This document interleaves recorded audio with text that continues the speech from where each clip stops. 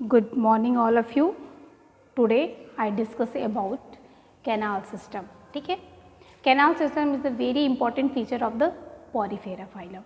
Porifera phylum का बहुत important feature है, या कह सकते हो आप कि it is the identification feature of the Porifera phylum. ठीक है, तो Porifera phylum का बहुत ही identification feature है. ठीक, इसमें हमने देखिए एक ये स्पॉन्ज हम लोग स्टडी करते हैं इसमें एक मैंने टीएस ऑफ स्पॉन्ज को बना रखा है बस इसके पार्ट्स को दिखाने के लिए आपको। तो जैसे आपने देखा कि इनकी सबसे आउटर मोस्ट जो होती है वो पिनेकोडर्म लेयर होती है और जो इनर मोस्ट होती है उसको क्वाइनोडर्म कहते हैं।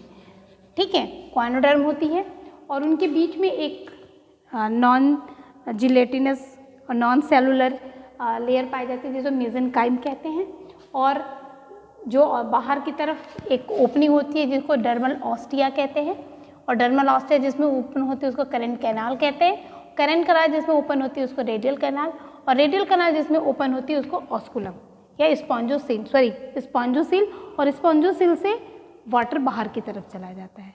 ठीक है, देखिए मैंने यहाँ पे लिख रखा है, ध्यानपूर्वक आप देखिएगा, एक मिनट। ठीक है, ये canal system is also known the aquiferous system. Canal system को एक्विफेरस, क्योंकि ये वाटर से रिलेटेड है इसलिए इसको एक्विफेरस सिस्टम कहते हैं। ठीक, और कैनाल सिस्टम में बहुत सारे कंपोनेंट्स जो होते हैं वो पार्टिसिपेट करते हैं, यानी कि various components in canal system या various components participate in a canal system of phylum Porifera. ठीक है, जैसे ऑस्टिया या इसको डर्मल ऑस्टिया भी कहते हैं। ठीक है, क्योंकि हमने यहाँ पे डर्मल ऑस्टिया लिख रखा है। ठीक है, incurrent canal, prosopyle, radial canal, apopyle, spongocoel and osculum. कैसे करते हैं, यहाँ पे मैंने पूरा इतने का फिगर कह सकते हो कि मैं इतने का यहाँ पे एक फिगर बना रखा है। ठीक है, ये ठीक पूरा डिटेल आप यहाँ पे देख रहे हैं कि ये एसेप्ट बना हुआ है। ठीक है, इनकी जो आउटर मोस्ट लेयर होती है, जो स्पॉन्ज की बॉडी की जो आउटर मोस्ट लेयर होती है वो एक सेल से मिलके बनी होती है जिसको पिनेकोसाइट्स कहते हैं, और ये सेल जिस लेयर का फॉर्मेशन कहती है उसको पिनेकोडर्म। ठीक है, pinacoderm is the layer, pinacocytes the cell. ठीक है, तो पिनेकोसाइट्स सेल आपस में मिलके एक लेयर का फॉर्मेशन करते हैं जिसको पिनेकोडर्म कहते हैं।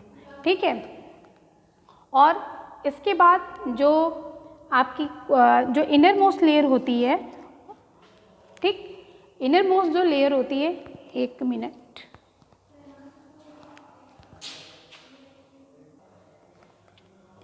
ठीक है, तो पिनेकोडर्म इसी तरीके से क्वाइनोसाइट सेल्स होती हैं, और क्वाइनोसाइट सेल्स जिस लेयर का फॉर्मेशन करती हैं उनको क्वाइनोडर्म कहते हैं। ठीक है, choanoderm is the layer, choanocyte is the cell. ठीक है, जो कि इस लेयर का, ये जो पिनेकोडर्म होता है ये आउटर मोस्ट लेयर होती है, आउटर लेयर होती है, और जो ये क्वाइनोडर्म होता है ये इनर लेयर होती है। ठीक है, ठीक, अब देखिए इनके बॉडी में, चूँकि इनकी बॉडी ऐसी है, बॉडी में इनकी बॉडी चूँकि ये सारे ऑर्गेनिज्म वाटर में पाए जाते हैं, तो वाटर आउटर मोस्ट एरिया से या आउटसाइड से, ठीक है, जो वाटर होता है इनकी बॉडी में डर्मल ऑस्टिया के थ्रू या एक पोर होता है जिसे डर्मल ऑस्टिया कहते हैं, उसके थ्रू एंटर करता है। ठीक, चूँकि ये पोर है, इसी पोर की इनकी बॉडी पे पोर पाया जाता है, तो पोर बियरिंग होने की वजह से इनको फाइलम का नाम पोरिफेरा रखा गया। ठीक, इस पोर के थ्रू वाटर बॉडी के अंदर घुसता है जिसे हम लोग डर्मल ऑस्टिया कहते हैं। डर्मल ऑस्टिया से जिस कैनाल में घुसता है वाटर, एंटर करता है, उस कैनाल को हम लोग इनकरेंट कैनाल कहते हैं। ठीक, इनकरेंट कैनाल से वाटर अगेन एक कहते हैं थ्रू प्रोसोपाइल पोर होता है, इसके थ्रू ये रेडियल कैनाल में एंटर करता है। ठीक, और रेडियल कैनाल से वाटर जो होता है वो एपोपाइल एक पोर होता है, एपोपाइल पोर के थ्रू वो स्पॉन्जोसिल कैविटी में आ जाता है। ठीक है, जो इनकरेंट कैनाल होती है, ठीक है, इनकरेंट कैनाल की जो इनर लेयर होती है उसकी जो लेयरिंग होती है या लाइनिंग होती है वो किसकी होती है, वो होती है पिनेकोसाइट्स की। किसकी? पिनेकोसाइट सेल्स की लाइनिंग होती है किसके? इनकरेंट कैनाल के। इसको ध्यानपूर्वक लिखिएगा। और पहले जैसे आप ऑस्टिया के बारे में कहते हैं, ऑस्टिया जो होती है, ऑस्टिया के थ्रू आउटर साइड से जो वाटर होती है, वाटर करेंट जो होती है वो ऑस्टिया के थ्रू इनकरेंट कैनाल में जाती है। जो ऑस्टिया होता है वो जिस सेल की बनी होती है उसको मायोसाइट्स कहते हैं। मायोसाइट्स सेल के से ऑस्टिया का फॉर्मेशन होता है और ऑस्टिया से वाटर जो होता है इनकरेंट कैनाल में आता है। ठीक, फिर इनकरेंट कैनाल हेडिंग डालिएगा। इनकरेंट कैनाल में वाटर की जो इनकरेंट कैनाल की जो लाइनिंग होती है वो किसकी होती है? वो पिनेकोसाइट सेल्स की होती है और जो बाद में पिनेकोडर्म का फॉर्मेशन करती है। ठीक, और इनकरेंट कैनाल से वाटर जो होता है एक पोर के थ्रू, जिसको प्रोसोपाइल पोर कहते हैं, उस पोर के थ्रू वो एक रेडियल एक कैनाल में एंटर करता है जिसको हम लोग रेडियल कैनाल कहते हैं। तो हमारा डी है रेडियल कैनाल। ठीक है, रेडियल कैनाल की जो इनर लाइनिंग होती है उस पर क्या होता है? क्वाइनोसाइट सेल्स पाए जाते हैं। देखिए ये क्वाइनोसाइट सेल्स हैं और फिर ये क्वाइनोसाइट सेल आपस में मिल करके क्वाइनोडर्म का फॉर्मेशन करते हैं। क्वाइनोसाइट्स और क्वाइनोडर्म के बीच में एक वो जिलेटिनस नॉन सेलुलर एक लेयर पाया जाता है। ठीक है, उसको हम लोग मेसेनकाइम कहते हैं। इस मेसेनकाइम में बहुत सारी आपके स्पिक्यूल्स और सेल्स पाई जाती हैं जिसको अमीबोसाइट्स सेल्स कहते हैं, सेल्स पाई जाती हैं।